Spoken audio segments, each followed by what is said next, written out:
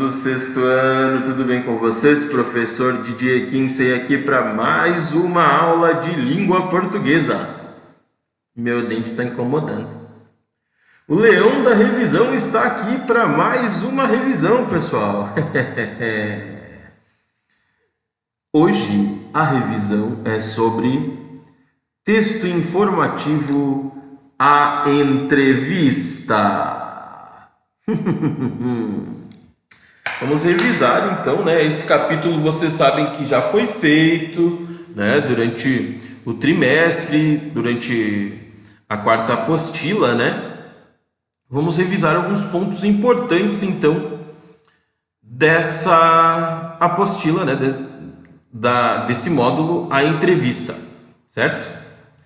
Texto informativo à entrevista. Bom, entrevista você sabe muito bem que ela pode ser feita em um jornal impresso, em uma televisão, em uma rádio, no YouTube, em alguma outra rede social.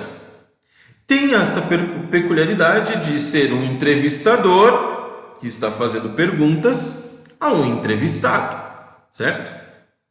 Pode ser um entrevistado ou mais de um entrevistado, como pode ser apenas um entrevistador ou mais de um entrevistador também, certo? Existem duas maneiras de termos uma entrevista também. Pode ser uma entrevista na íntegra, obedecendo a ordem direta, a pergunta do entrevistador, a resposta do entrevistado, como também pode, né, ser uma entrevista indireta, com um narrador, digamos assim. Quando perguntado sobre sua profissão, o entrevistado respondeu que é como se você colocasse um narrador para dizer o que o seu entrevistado disse, certo?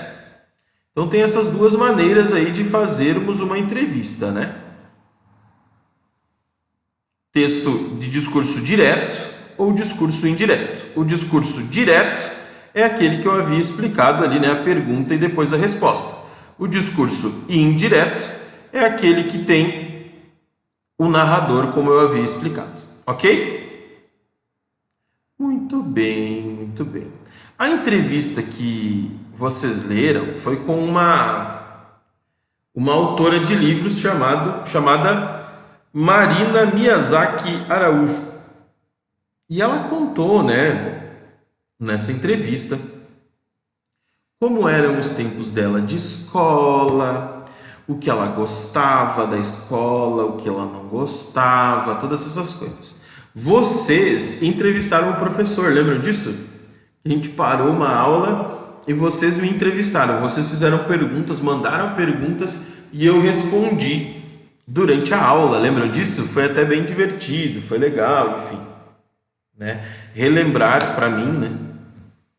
Relembrar os tempos de escola. Foi divertido. Então, eu estou revisando com vocês principalmente os testes, certo? Nós estamos revisando principalmente os testes. Então, vamos aqui na página 45, tá? Que eu vou explicar, vou fazer com vocês, vou explicar os testes novamente, porque eu sempre saliento. Na prova trimestral, eu coloco questões parecidas com o teste ou iguais ao teste que é feito na apostila, tá? Algumas, né? Não todas as questões. Eu uso algumas questões que a gente já fez na apostila, e outras eu uso muito parecidas com as que a gente fez na apostila. Beleza? Vamos lá. A primeira questão diz assim: a palavra entrevista pode ter diferentes significados, muito próximos, mas não idênticos. Assinale a única frase que não serve de exemplo para essa afirmação. Ou seja, a única frase que não é o significado de conversa, de entrevista, de ter um entrevistador e um entrevistado, certo? E é a letra B, né? A gente já tinha feito esse exercício, mas observa comigo. O governador concedeu uma entrevista sobre o incidente. Uma entrevista, concedeu uma entrevista, ou seja, alguém entrevistou o governador. A C. Meu pai foi convocado para uma entrevista com a professora. A professora entrevistou o pai, conversou com o pai. D. Essa entrevista não reproduz as minhas declarações com fidelidade, que a entrevista não marcou exatamente a opinião do entrevistado. Ok? A letra B não é o mesmo significado, porque a cena entrevista pela fresta da janela era assustadora. Imagina que tem uma janela e você entrevê, né? Uma cena entrevista, certo? A cena entrevista da janela. Ok? Para 2 e 3, tem que ler esse texto aqui. Ok? É uma resposta da Marina. Eu gostava mesmo era da sopa. Lembro da panela gigantesca e da concha enorme com a qual serviam os alunos. Não, não era uma sopa gourmet. Só se via macarrão. Mas como era bom! Na verdade, o conjunto de coisas que aconteciam naquele momento é que fez daquela sopa algo tão especial e deixou na minha memória a lembrança da melhor sopa do mundo. Pela lógica, tudo de bom na minha vida deveria ter sabor de sopa da quinta série, mas não tem. A frase: não era uma sopa gourmet, só se via macarrão, mas como era bom! Devemos entender que quando criança, a entrevistada não gostava de sopa gourmet, ela gostava de sopa, né? Mas não está dizendo que ela não gostava da sopa gourmet.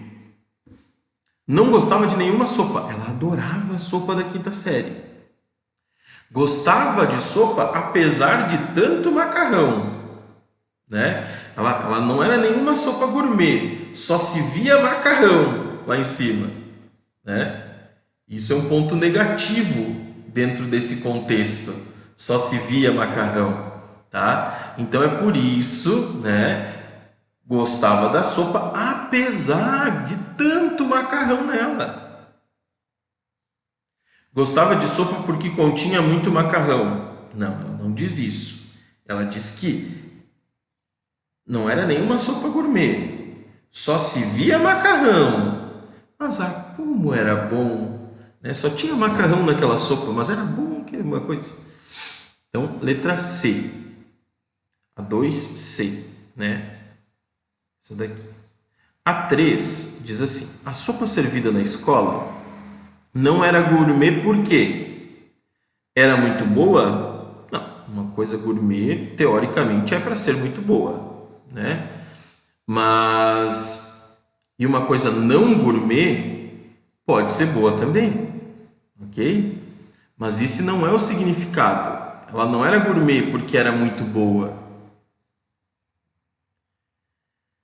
Ela não era gourmet porque ela era feita com muito macarrão, esquecendo os outros ingredientes de uma sopa, enfim, né? Normalmente uma sopa bonita assim, gourmet, vai ingredientes bonitos, diferenciados, né? Chiques e tal. Ela não era gourmet porque decepcionava os alunos que esperavam merendas melhores. Em algum momento é dito isso no texto? Era semelhante às coisas que aconteciam naquele momento. A sopa era semelhante às coisas que aconteciam naquele momento? Não, ela gostava de tudo que acontecia naquele momento. Não era só a sopa que fazia aquele momento especial. Era tudo, todo o contexto, tá? Então, número 3 diz assim: a sopa servida na escola não era gourmet porque era feita sobretudo com macarrão. Tinha muito macarrão, era um ingrediente que você via de longe, certo? Então, por isso que é a letra B. A número 4 diz assim: releia a resposta de Marina sobre o controle do uso do telefone celular pelos filhos. Ela diz assim: mas acho que os adultos responsáveis pela criança devem monitorar não apenas o tempo de uso, mas como está sendo usado, com quem, para quê e até que ponto. Devem agir do mesmo modo que agem em qualquer situação que exija cuidado com o filho, como nas refeições, na lição de casa, nos gastos, remédios, etc. Você não vai deixar a criança tomar refrigerante todos os dias só porque ela quer. Nem tomar um xarope além do necessário só porque é docinho.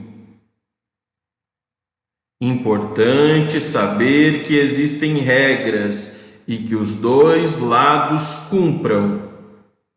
Na frase destacada, a expressão dois lados se refere a quê?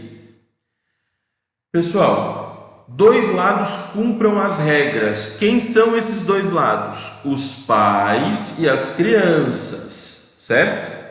Esses são os dois lados. Os pais têm que fiscalizar o comportamento das crianças, só que os pais também devem mostrar um bom comportamento, devem seguir regras também, certo? Então, por isso que é a letra C, ação educativa dos pais e aos comportamentos da criança e do adolescente, ok? Então, o pai tem que educar e a criança tem que se comportar, ok? Beleza, turma? Essa é a questão número 4. Como eu falei antes, vocês têm que estudar principalmente os testes de todos os capítulos que eu falei, tá? É importante salientar também uma coisa que eu notei antes, tá? Deixa eu abrir aqui uma coisinha para vocês verem, ó. Conteúdos para a prova trimestral de língua portuguesa. Está abrindo o Word aqui. Esses conteúdos são os mesmos que vocês têm lá no Google Classroom de vocês, tá, pessoal? O prof achou um errinho lá no Google Classroom que eu digitei errado uma coisa. Tá? Aqui, ó. Vou abrir o Sextando Matutino aqui para vocês darem uma olhada. Aqui no conteúdo programático da prova, pessoal, o prof colocou errado uma coisa, tá vendo, ó? Aqui diz que em língua portuguesa é módulo 49, não é, tá? A propaganda não é o módulo 49, a propaganda é o módulo 46, tá, pessoal? A propaganda é o módulo 46. Peço desculpas a todos que o prof errou ali, escreveu errado 49, mas é 46. Ok? Deixa eu chegar lá, só para mostrar para vocês aqui. A propaganda é o módulo 46, ok? Desculpem, o prof escreveu 49 aqui, mas é 46. Beleza? Só queria dizer isso para vocês, tá? E você não tem nenhuma atividade para fazer para esse módulo, tá? Você não tem que me enviar nenhuma atividade, só que eu quero que você mande a palavra-chave. Vamos ver se vocês vão mandar. Não é uma palavra, são duas palavras-chave, né? Uma senha aí para ver se você assistiu o vídeo até o final, que é Leão da Revisão. Coloca aí nos comentários, Leão da Revisão, só para eu notar que você assistiu a aula inteira, tá? Leão da Revisão, escreve nos comentários e marca a aula como concluída. Beleza, turma? Um grande abraço e até amanhã na nossa aula ao vivo sobre a propaganda. Beleza? Tchau, galera. Até mais.